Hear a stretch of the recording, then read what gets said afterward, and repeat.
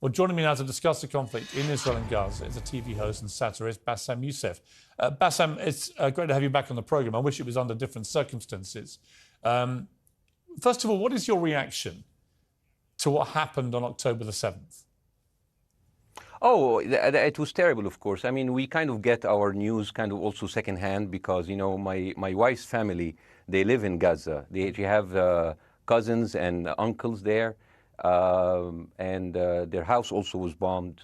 We haven't been able to communicate with them for the past 3 days. Communication are lost. So we don't know actually what is the, how are they doing, but, you know, we're used to that. I mean, it's just like, it's very repetitive. We're used to that. We're used to them being bombed every time and moving from one place to the other. You know, it's just like those Palestinians, they're very dramatic. Israel killing us. But they never die. I mean, they always come back. You know, they're very difficult to kill, very difficult people to kill. I know because I'm married to one. I tried many times, couldn't kill her.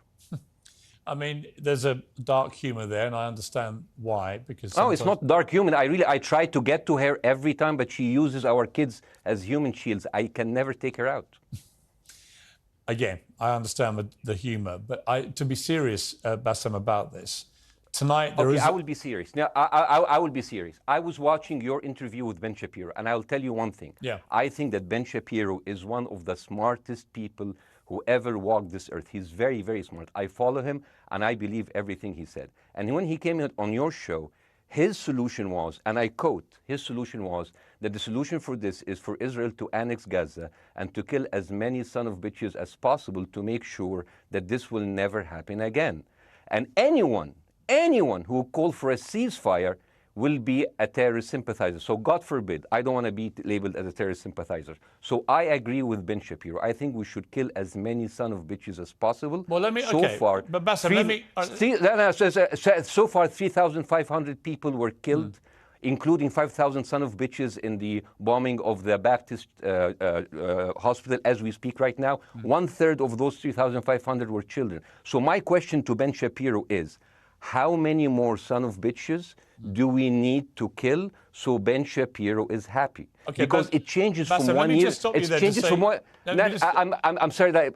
Listen, I'm really at a disadvantage here. I'm looking at a camera. I don't see you. I can hear you on my ear. The reason I'm interrupting is I think you might be. I think you're conflating different interviews with Ben Shapiro. He didn't use the phrase "sons of bitches" with me. Let me play to you what he actually said on my show. He did. Go back to your interview. No, he didn't. That was another interview. But let me play what he said to me here. Well, frankly, I don't believe in proportionate response to terrorism. I believe that the way that you stop terrorism is with wildly disproportionate response. That doesn't mean in terms of targeting civilians. It means in terms of killing as many terrorists as humanly possible and allowing them to dictate the terms of engagement by hiding behind civilians in areas that they are supposedly responsible for means that the only option for Israel is to surrender to Hamas's hatred of its own citizens, its willingness to use its own children as human shields. No country worth its salt could ever do that.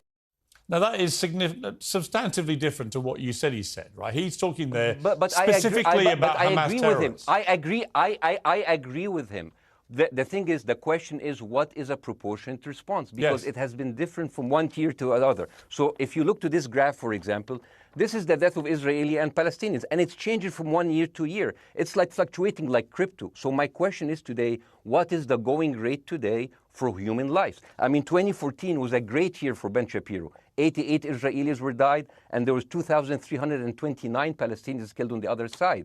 That is one Israeli for 27 Palestinians. That is a very good exchange rate. What I'm saying is, what is the exchange rate for today? So you guys will be happy. That's my question. Well, it's not me. It's not me, guys. I'm not on either side. No, not you. Like when I say you guys, I say like the people on the other side of that. I know that you don't think like that, Piers. You're one of the good guys. But let me tell you something. I mean, the reason that I'm using this is that, I mean, I can't remember what happened in 2014, and there was no music festival, but there must be something. I mean, they must do something. It is their fault. It has to be something. I mean, 2018, 300 Palestinians died. Who's counting, you know? So the thing is, what my question is, let's find what is the exchange rate for human life today so we know, expect the future death of Palestinians and will be happy to it. My response to that would be this, Bassem. I've thought carefully about this because I think it's very tricky for people like me to immerse ourselves into a conflict where we're not directly involved. And I thought carefully about what I feel about this. I feel that the scale of what Hamas did on October the 7th supersedes anything else I've seen in this conflict, really ever. The savagery, the butchery, the slaughter of 1,300 people, the shooting of babies, the 100%. kidnapping of grandmothers, and so on. So if we can agree on that, which I think is inarguable, then the question then becomes, again, about proportion. I don't disagree that there's been a lot of bad stuff on both sides going back historically for decades. But if we agree that this was on a different level altogether, quite deliberately by Hamas, designed to provoke... No, here's my question. Let me ask you a question. And the question, because you raised it earlier about proportion. I honestly don't know what the proportionate response is. I honestly don't. I don't. I've been watching the airstrikes this week thinking... So what's your question? Well, I would ask you, if you were Israel, what would you... If I was Israel. If you were Israel and that had happened to you, what would you think would be the appropriate way for the country to respond?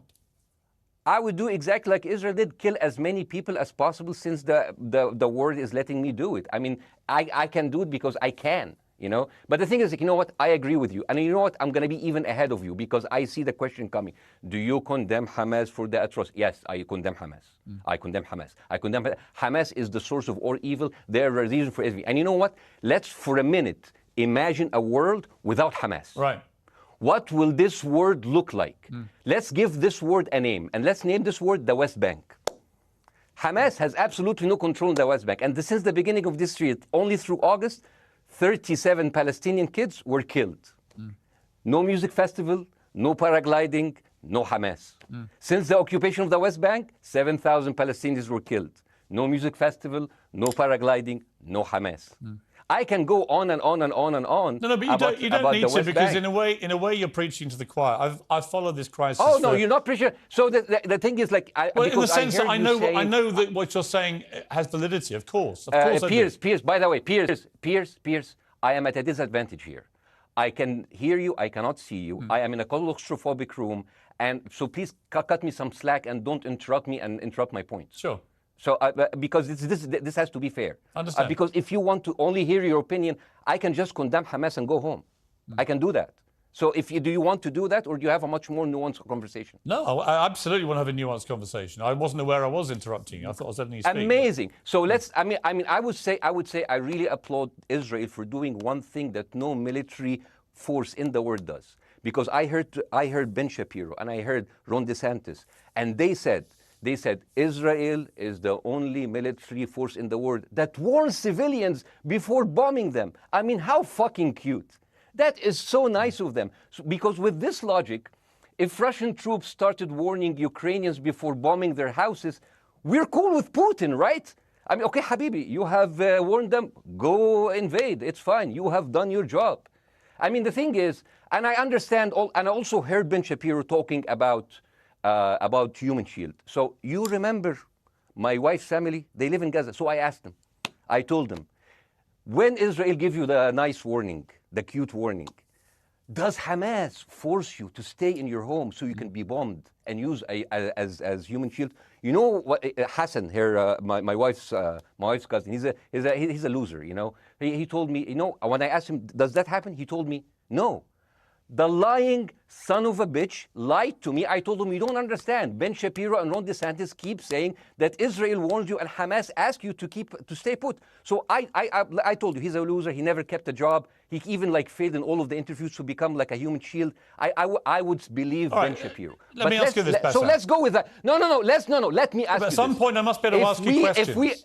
It's not a monologue for you, Bassem. If we agree that for the 14,000 casualties, I mean, who's counting, are human shield, does that mean that every single one of those civilians was standing, obscuring a military target behind them?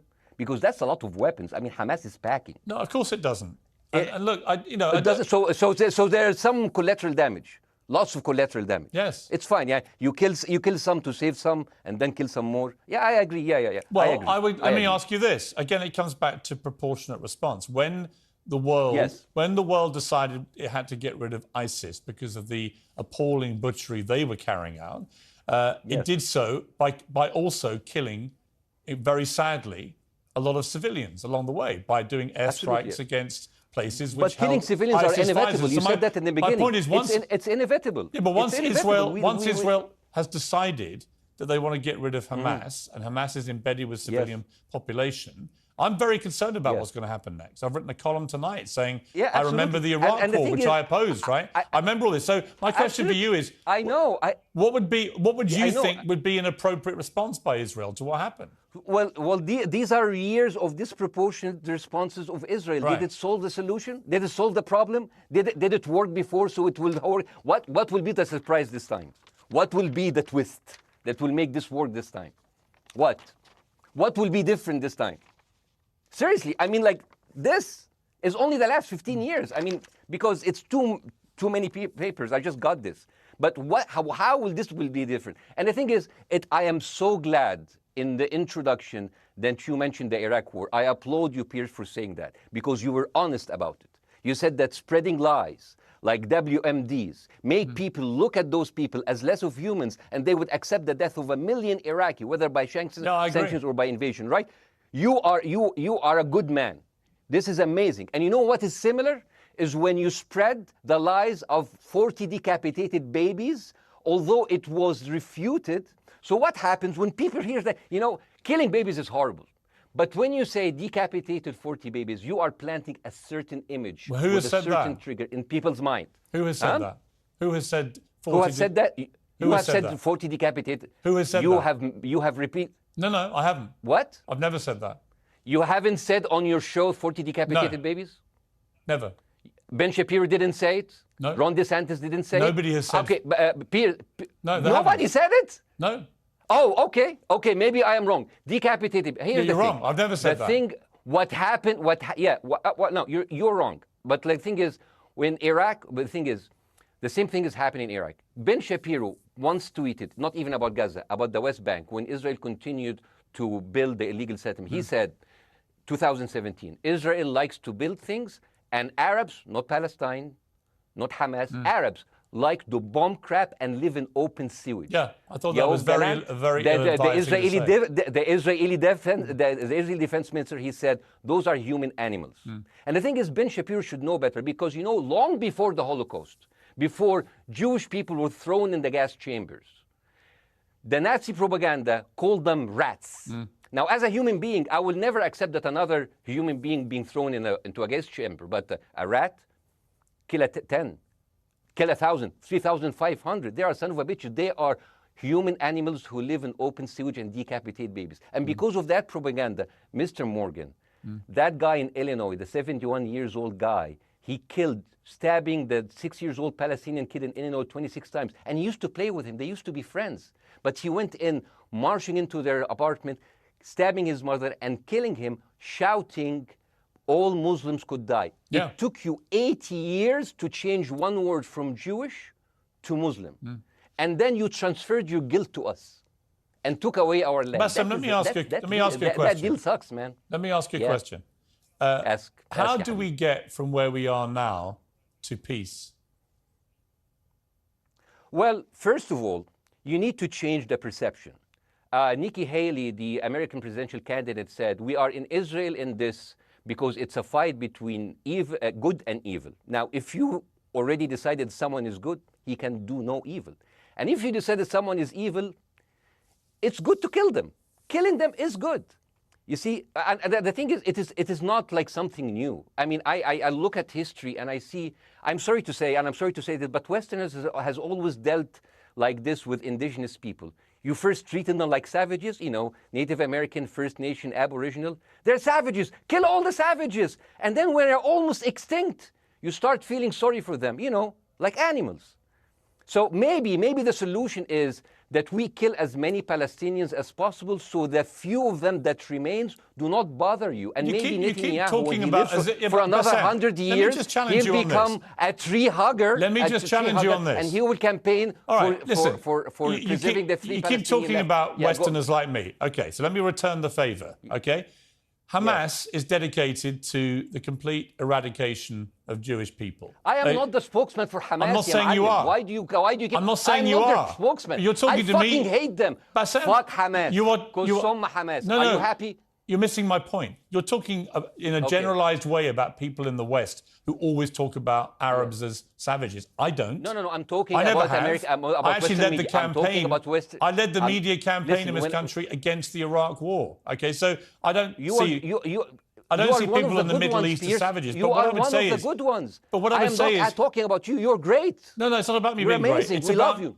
It's about the way Hamas behaved on October the 7th was like savages, like a pack of savages. It was the worst atrocity against Jewish people since the Holocaust. There has to be, of course, there has to be a response. They should be eradicated. My question for you is, notwithstanding the history, Bassem, what is the proportionate response? But I don't know. But there's no Hamas in the West Bank, and they're still dying there. So what's your excuse? I don't have any excuse. Okay, what's your explanation? Sorry, my earpiece went down. Listen, I don't make any pretense that this hasn't been a massive problem between Palestine and Israel going back to the mid-40s. We all know this, right? Piers, listen. I'm not saying that you're making excuses, but if you are adopting a certain point of view, you have to at least defend it. I'm telling you, there is no Hamas in the West Bank. What is the excuse? Not your excuse. What is the excuse to kill those people? Well, listen, this question of proportionality is one that... No, answer my question. I've been answering your question. You answer mine. It's actually not my job to answer your questions. It's not. Okay, not your job. Not. I agree with you. I'm more interested in you, who has family in Gaza, who's an Egyptian in the Middle East, right? I'm more interested in what you have to say. Okay, I'm telling you. I think Hamas is the problem, okay? Right. Now, let's say Hamas is removed. Let's Hamas. I'm agreeing with everything. You want me to condemn Hamas? I will condemn Hamas, Hummus, Hassan, everybody. Guys, so wait. I can't hear you. The earpiece. Damn. Okay. Oops.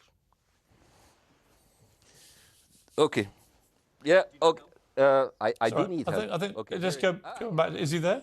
You go back. You go. Can you hear me? Okay. Go. Thank you, guys. Can you hear Bassem? Yeah. Now I can hear you. Okay. So here's the thing. Can you hear? Okay. Yeah. So Israel. Let's say, for example, Hamas ceased to exist.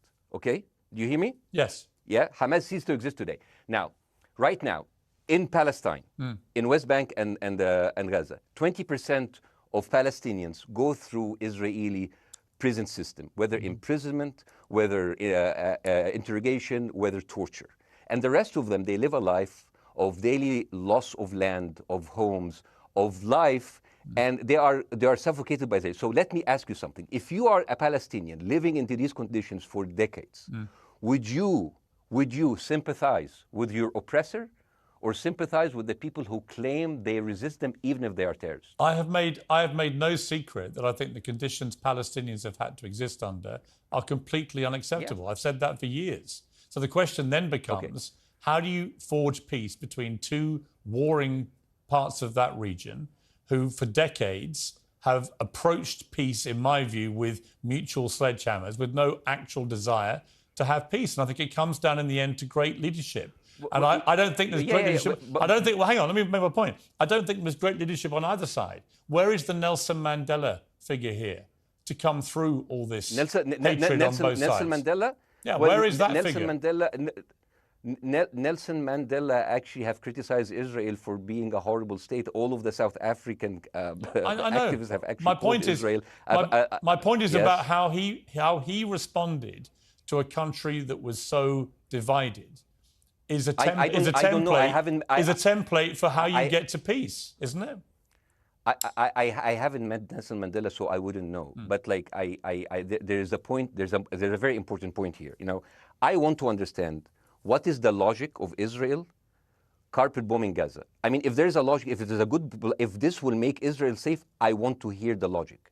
So if they continue bombing, what are they hoping to achieve? Well, I think we know what their stated aim is. Their stated aim is to eradicate and wipe out Hamas. They believe Hamas are living predominantly in northern Gaza. They also are aware they're living amongst civilians. So it's an incredibly difficult thing. As I said in my monologue, it is very, very difficult to see how they do this without massive collateral damage. So if I can understand this correctly, basically Israel is doing this to pressure the Palestinian community in Gaza to turn against Hamas. Is that right? I'm sure that's part of it, yes. That's part of it. So this is exactly what terrorist organizations do, because terrorist organizations will have no chance beating a whole nation in battle. So they terrorize and they kill the civilians in order to spread fear and terror so they can turn against their government to change their policy or to resign. You have just compared Israel with ISIS. No, I haven't. I don't see any comparison between It's going to be the headlines tomorrow. Piers Morgan, Israel is ISIS. Only amongst people who weren't listening. The comparison, which is more apposite, is ISIS and Hamas. They are both nihilistic terror groups intent on killing as many Jewish people and others as they can possibly kill. And you can't get peace with people like that. Absolutely. You know what? I'm going to do something that nobody done on your television. You know what I'm going to do on your episode? I'm going to pretend that I'm an Israeli citizen. I'm going to put myself in the place of an Israeli settler in the kibbutz. And I want to speak to my Prime Minister, Benjamin Netanyahu. Mr. Benjamin Netanyahu, I have voted for you because you have promised us peace and prosperity and security. On the 7th of October, those son of bitches Hamas, they went into the fence that is regularly heavily guarded. Usually if there's like a dove that comes close to it, it will be shot. Those people went in and they went for 6 hours before IDF forces was deployed, killing our friends, our families, kidnapping our grandmothers and babies, and went in. I want to ask you, Mr. Prime Minister, after you have fractured the Israeli community and you have fucked our courts, our Supreme Courts, what are you doing with the money being given to you, to the United States? Also, you are carpet bombing Gaza with absolutely no regard to our hostages, our people. I heard a rumor in the kibbutz that you're doing that you let that happen as an excuse to carpet bomb Gaza, so you push them into Sinai. And I didn't believe it. It's like, not my prime minister. He can never do that. And then I watched an interview for Danny Ayalon. He was your chief advisor. He was also the Israeli ambassador to the United States. And you know what he said, Mr. Prime Minister? He said that the solution for those Palestinians is to go into a vast land of Sinai and live into tent cities temporarily, temporarily, wink wink, until we build Gaza again, and then we invite you back. يعني عبط احنا بقى. يعني فاهمني؟ As we've seen this movie before. So يعني, and when I saw this, I couldn't explain to my fellows in the kibbutz, how come our Israeli government is trading human lives for another piece of land? So as an Israeli citizen, I need to hold my Israeli government accountable. And as an American citizen, I want to know all of these money that we are giving to Israel. We're giving them $4 billion every year. Joe Biden said it's the best investment America ever done. Well, if I am in the place of Joe Biden, I would say, sorry, don't speak. I would say, if I was Joe Biden, I would go down and whisper in the ears of Netanyahu and tell them, I hate bad investments. They haunt me, like Littlefinger in Game of Thrones. But the thing is, this is the problem. Israel always victimizes itself, and I have never seen a victim putting their oppressor under siege and bombing them 24/7. Israel wants you to believe that they are the victim. Dealing with Israel is so difficult. It's like being in a relationship with a narcissistic psychopath. He fucks you up, and then he makes you think it's your fault. All right, you Bassem, look at Israel as Superman, but they're really Homelander. Wallahi, they are shooting Bassem, fish in a barrel, and they are annoyed with the splashes. Bassem, I want to say two things. One, if you could just slightly manage your language. We are uncensored, but if you keep swearing... I'm very sorry. We have to apologise to viewers who may be offended by that. I apologise. But I understand passions run high, so let's not get too bogged down about the odd swear word. I apologise to the viewers. I apologise to the viewers for my language. My second question is this. After the sight of dead civilians. After the break, we have the managing director of the Daily Wire, which is Ben Shapiro's company. We were going to interview him on his own, but he's happy to come on and talk with you directly if you are prepared to stay. Well, of course, I can stay, but again, I am... I am in a disadvantage, and I would like to have my space to respond. Okay, we'll come back after the break. Because here's the thing. There's Bassem, two things we've I want got to go to a before, break. all right? When we come back from the break, it'll be you and Jeremy Boring from the Daily Wire. I have news. We're taking a short break, Bassem. I'll be back. Welcome back to Uncensored. For more on the situation in Israel, I'm joined now by the CEO and co-founder of the Daily Wire, Ben Shapiro's partner, Jeremy Boring. Jeremy, thank you very much indeed for joining me. I'm sorry we demoted you earlier to mere MD. You are the CEO and co-founder. You know Ben Shapiro better than anyone, really. I did a big interview with Ben, obviously, the other night, which went around the world and has sparked a big reaction, including from our guest, Bassem Youssef, who's still with us. First of all, you've been listening to Bassem and what he's been saying. What's your response? Well, first of all, I make it a point not to speak for Ben Shapiro. He's got 20 IQ points on me and speaks for a living professionally, so he's much better prepared to defend himself. But as his business partner, as his best friend, I do feel like I have to respond to the things that Bassem was just saying. First of all, the question of how many sons of bitches have to be killed in order to end this conflict, I suppose that the answer is as many of them as it takes. That doesn't mean that I or Ben or any decent person in their right mind is happy with the killing of civilians. I posted at the very beginning of this conflict that a woman or a child blown apart in Gaza is just as tragic as a Jewish baby killed in one of the settlements. That doesn't mean that Israel's actions and the actions of Hamas are morally equivalent. You know, the tragedy is the tragedy, but the moral equivalency is nonsense. If you entered Israel with the express purpose of targeting and murdering civilians with your own hands in cold blood, that is not comparable to Israel bombing targets in the Gaza Strip and killing civilians as a terrible, tragic consequence. War is terrible. War is an awful thing. That's why decent people don't lightly engage in war, and why Hamas should not have incited this war. You know, we can talk about the history of the Israeli conflict. I'm not a professional political commentator. I'm a CEO. I'm a screenwriter, and I'm certainly not Ben Shapiro. I'm not here to discuss the history of the Israeli-Palestinian conflict, but we all saw what happened on October 7th.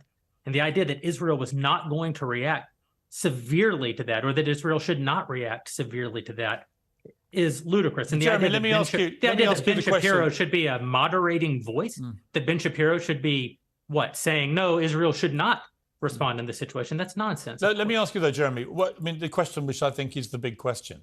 What is a proportionate response to that outrage on October the 7th, which is the worst attack on Jewish people since the Holocaust?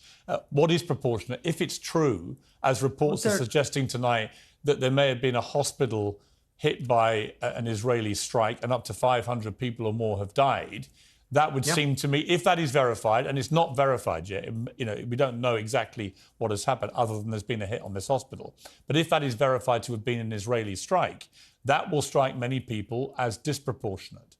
Certainly. Well, first of all, I don't know what a proportionate response is or why we would want it. I suppose a proportionate response would be for 3,000 Israelis to go through the fence, gun down innocent Palestinian women and children, burn their bodies, burn them alive, take hostages, rape their women. No one wants a proportionate response. No moral person could possibly call for a proportionate response. The purpose of war is to defeat your enemy. The West has, in my lifetime, forgotten the purpose of war because the true cost of war is so terrible. The last time the West engaged in war and won it was World War II, and they did it through incredible brutality. They did it by bringing their enemies to heel. That is not a thing to That's not a thing to rah-rah about. That's not a thing to look forward to. As I said, all decent people should avoid war. But I think the sort of lie of the post-World War II, the post-war consensus lie, is that somehow war in which you kill a bunch of people and don't secure victory is morally superior to war where you do secure victory. I would say that the only way to morally justify a war is to win it. Otherwise, the very argument that brought you into the war, this enemy must be defeated, ends up being proven a lie. I mean, Afghanistan, I think America had every right to go into Afghanistan. The Taliban was harboring Osama bin Laden and Al-Qaeda. Al-Qaeda flew planes into buildings in the United States, killed thousands of our citizens, brought the nation into untold agony, pain, and horror. America had every right morally to go in and destroy the Taliban and destroy Al-Qaeda. Yeah, but I would argue, the Taliban now rules in Afghanistan. The war was not won. But that's my point, actually. I've done a column about this tonight for The Sun here in the UK, which is I was editor of a newspaper when the Iraq war happened. I opposed it very aggressively as the editor of the paper. And sadly, we were borne out by events. It was a complete disaster, the Iraq War, in my view. It was illegally contested, I think. And the consequences were appalling in terms of loss of life, 1 million people, in terms of ISIS being allowed to breed and create their merry hell around the world, in terms of complete dismantlement of Iraq itself as a functioning country. And I think Afghanistan, again, 20 years of attacking an enemy, which is now running the country again, seemed to me, again, to be kind of pointless. And I do wonder whether Israel, in its blind fury, which I completely understand, has thought through the consequences of actually launching a full air, ground and sea offensive into Gaza as to actually what happens at the end of that. Well, I suppose Israel wasn't really given the opportunity to fully contemplate what the consequences of that action might be, because Israel didn't instigate this war. This war was instigated by a horrible terrorist attack on Israel, and a state is put in a position where it has to respond. Now, one might argue that the very fact that Israel has yet to actually launch their ground invasion means that they are actually making a calculation about what the cost will be, what victory looks like. Any rational person, any decent person can engage in a conversation about what is the appropriate response for Israel. Of course they can. But this sort of moral equivalency thing, I don't think is a sign of decency to engage in a conversation about moral equivalency. Let me bring Bاسم back in. You've been listening to this, Bاسم. What's your response to what Jeremy's been saying? I'm sorry, I didn't catch the gentleman's name. It's Jeremy Boring. He's the chief executive of the Daily Wire and co-founder with Ben Shapiro of the Daily Wire. Hi, Jeremy. Please say hello to Ben Shapiro, and please tell him that I do think he is the smartest person to ever walk the earth. Thank you so much. So, as response to Jeremy, I agree with everything you said. I mean, what is disproportionate? I mean, he just used the examples from Second World War and America, showing that civilian casualty is, I mean, I heard his voice. He was very sad, and as he was telling us, it is so inevitable to kill so many civilians because it's something that we cannot avoid. I hear the sadness in his voice, and I know that it's a very difficult decision to kill all of these civilians because that's for a higher cause, and I understand. But my question, I have two questions. The question is, how can you justify the killing in the West Bank where Hamas does not exist? And if the disproportionate response during over all of these years have actually worked, what will be new this time that did not happen before? I just want to. That was my question. Okay, that was my question. I'm gonna. Okay. So now, if I ask the question, can I say something on my side? Well, a little bit personal? Bاسم, with respect, a little bit personal. Bاسm, with respect, I gave you half the show to have your side. Jeremy's had a lot less time. I'm going to have to. You move want me on. to leave? Bاسm, or do you want me to stay? I'm going to have to let you go because we've been on air with you for 40 minutes. Oh, okay. Now. Bye bye. Right? But listen, bye bye. I would like to talk to you again, and thank you for joining the program. I appreciate it. Oh, by the way, my wife's family is all right, and they sent us a house. It's bombed. It's beautiful. It's going to be a good like Halloween theme. So well, I'm very sorry for what your family are going through in Gaza, and I mean that very sincerely. By the way, I don't know. I don't know I don't know him. By the way, I haven't actually met them.